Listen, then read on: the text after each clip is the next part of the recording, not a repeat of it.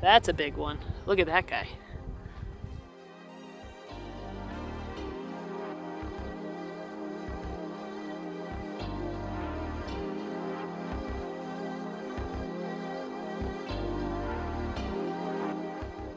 Last week, we rented an excavator and we got to work digging out the new permanent location of our vegetable garden. We talked about the distinct advantages of the Zuni waffle garden approach, so go watch that last video to learn all about it. But I still need to transplant the seeds that I started back in March that are hanging out in my office. And that brings us to this week.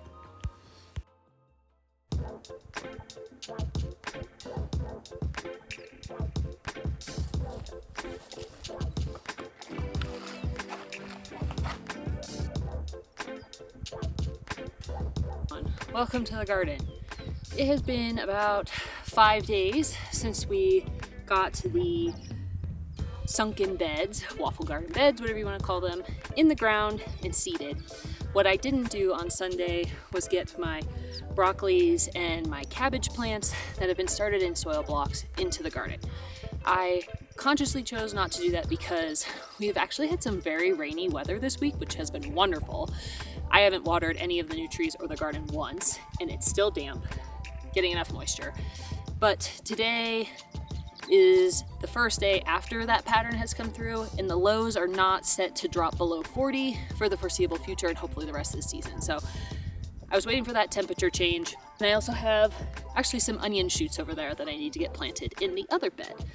So I did two things really, I've never done before. One is that I remembered to grab my garden gloves and my tool before starting, which if you've watched any of my other permaculture, garden, or orchard videos, you know I almost never remember my garden gloves. And two, I put on a cute gardening outfit. I made this dress a couple years ago for when I lived in Florida. It's made out of linen, and usually I actually need something warmer here. I don't know. We're gonna see how this goes. It's probably just gonna make a mess and I'm gonna regret it. But we're living our dreams today. The plan for these soil blocks is to alternate between the broccoli and the cabbage. I'm a little concerned that this bed is not big enough for as many plants that I have. I do probably have something like 20 broccoli here and maybe 10 to 15 cabbage. So that is a little concerning, but we are going for high density planting. So my thinking is that I'm going to plant these way closer than anyone probably will ever see anyone else plant them, and then thin them out over time, because there is always a chance that some of them are not going to survive being moved into the ground. With that said, let's get started. This guy's ready. Oh yeah, that's a beautiful broccoli. This is I thought it was called DeCiccio, but I think it's the DeChico broccoli. He's growing out of there, he's ready.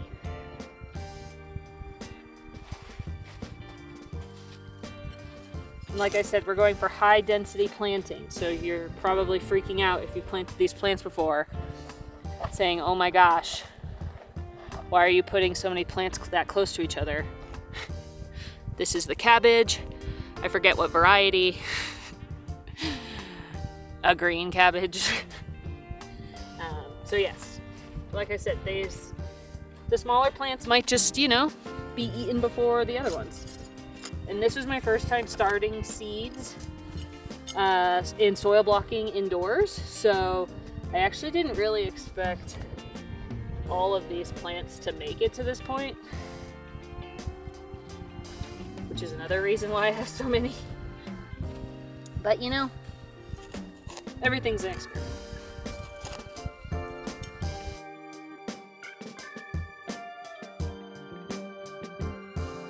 They're ready. So one thing you can kind of see, hopefully, is that the roots have reached the edge of the soil blocks.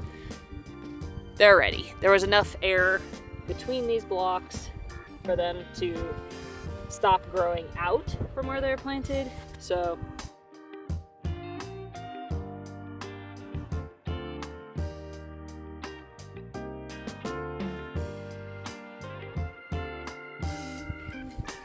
let's see. Cabbage, this one's gonna be a broccoli. Shoot.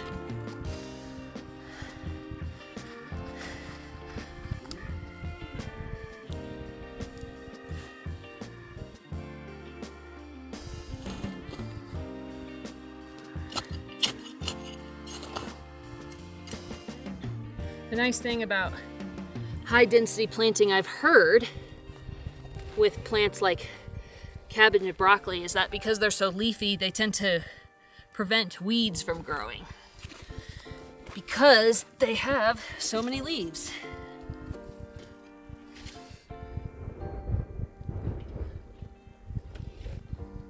Do I even know if we could eat all of this broccoli? I literally have no idea. Or cabbage for that matter, but I could make a crap ton of kimchi. Either that or my neighbors are getting a lot of broccoli. Okay, cabbage, broccoli, cabbage, broccoli. So now we're gonna do broccoli.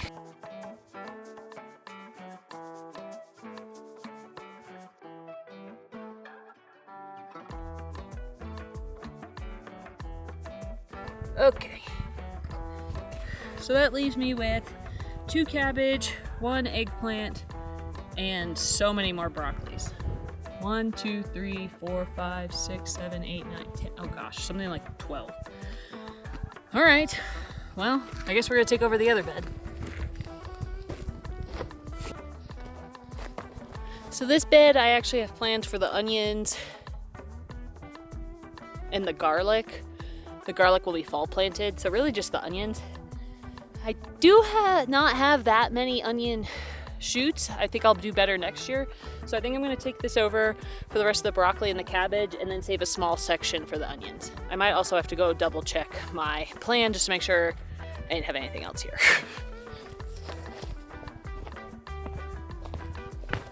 Okay, and I just put the eggplant in its place. Honestly, I think I said this when I first started the eggplant. I don't eat that much eggplant. I never grew up eating it. Maybe because it's a nightshade, I don't know. But besides like baba ganoush and some pasta dishes that use eggplant, I don't really cook with it. So if I manage to grow that, cool. If I get like 2 eggplants, that's plenty. So let's go ahead and get some of these broccolis in. You wanted to go next. There we go. We do have a couple of cabbages. Just these 2. No point in wasting some plants that are giving it their all, right? We'll do that next. Cabbage plant.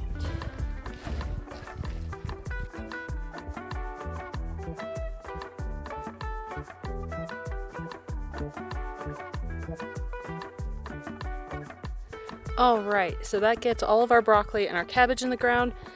I'm gonna go put those garlic and cilantro seeds back inside in a more controlled environment, and then I'm gonna grab the onion sprouts, and there's just a little bit of room, a little tiny bit of room left in this bed, which I am pretty concerned about because I don't think it's enough room for onions. So I'm also not convinced the onions are gonna have enough time to mature before it gets too cold, so let's just see what happens. But it's definitely looking like maybe we should have done more beds. I don't know.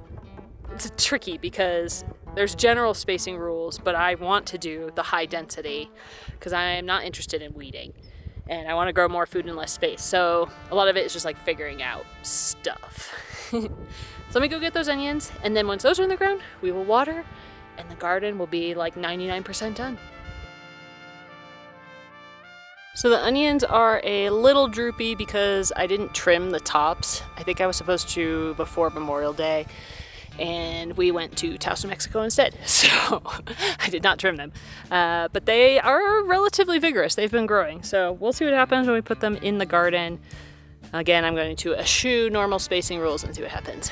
Also, just a note, it is not actually that cold out that I need this sweater. It's that the sun is blazing and I don't want to get a sunburn like I did the other day. So,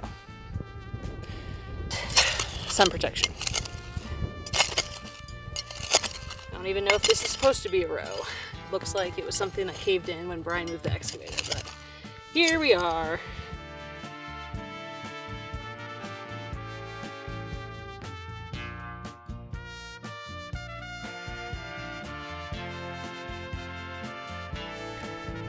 I might even just like throw these over here because we don't need any more soil, and we're done. Time to water.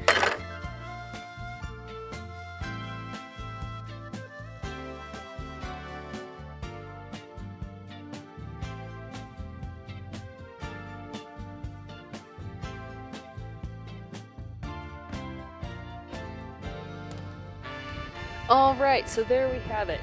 Broccoli and cabbage are planted now in 2 beds. Everything else is planted. The alpine strawberry plant that I got from the nursery is actually still going strong. I am a little surprised. And everything else seems to have taken. The only one I'm a little concerned about is the golden currant plant. I don't know if it's just what the plant looks like, but maybe this is the golden part. But look at these leaves. They are literally, like, are they dying or are they golden? Gotta do some research. So that's the only one I've been worried about.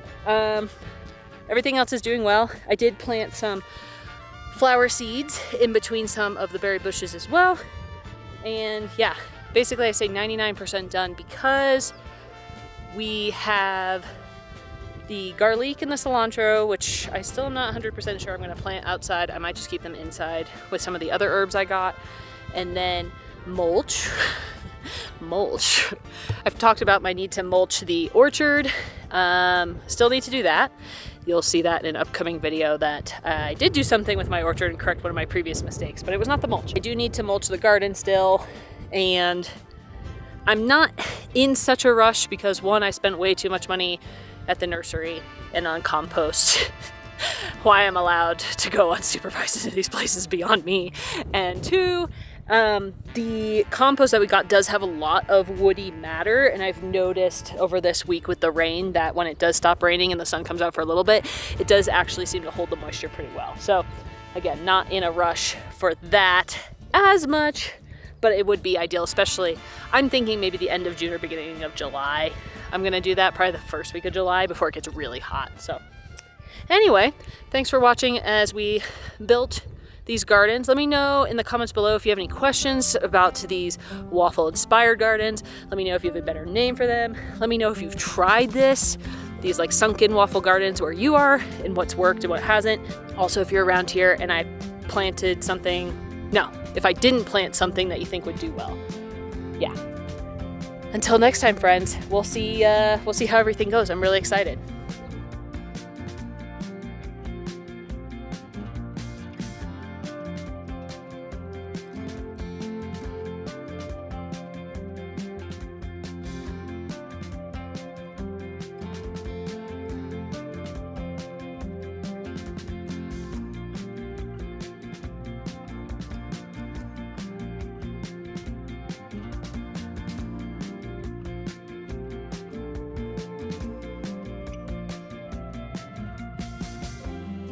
All right, friends, you know me, I hate advertisements. When Chelsea and I started this YouTube channel, we've been, of course, sometimes you hope that like you get a little bit more popular so you can make money from this, but that hasn't always been the case. What the heck am I trying to say? Advertisements. I don't know, sometimes whenever you're looking for something, I just want to naturally find it or something. I just don't want to be told like, oh, I do need a spectacular sock. As a matter of fact, if you do need a sock that Are you the algorithm?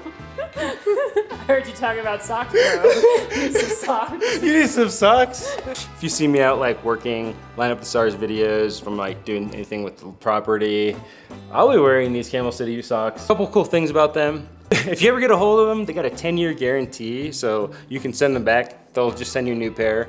I haven't had that problem yet. I'm waiting, so. You're waiting. They're made here in America, just like me. If you like me on a roll, these socks have them. How serious am I? Like, this is how serious I am. I'm gonna tell you that, I'm gonna be honest with you.